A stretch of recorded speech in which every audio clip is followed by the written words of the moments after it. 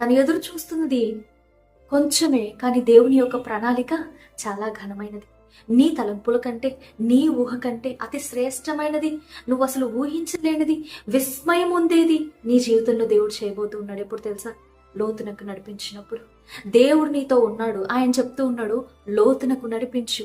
వాక్యపు లోతులోనికి నువ్వేం చేయాలి? నడవాలి. నీ యొక్క జీవితము దేవుని యొక్క ప్రేమ యొక్క లోతుని, వెడల్పుని, ఎత్తుని, వీటన్నింటిని గ్రహించాలి. ఎప్పుడైతే నువ్వు లోతునకు దేవునితో పాటు నడుస్తావో, గమనించండి, విస్మయం ఉంటారంట.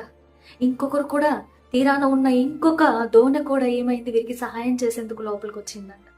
దేవుడు నీ జీవితం ద్వారా గొప్ప కార్యాలను చేయబోతూ ఉన్నాడు. నువ్వు ఊహించిన దానికంటే శ్రేష్టమైనది దేవుడు నీకు ఇవ్వబోతూ ఉన్నాడు. అయితే నువ్వేం చేయాలి? లోతునకు నడవాలి. ప్రియ సహోదరి, సహోదరుడా, ఈ దినాన మీరు వాక్యపు లోతునకు నడిచేందుకు ఇష్టపడుతూ ఉన్నారా? కేవలం ఇహలోక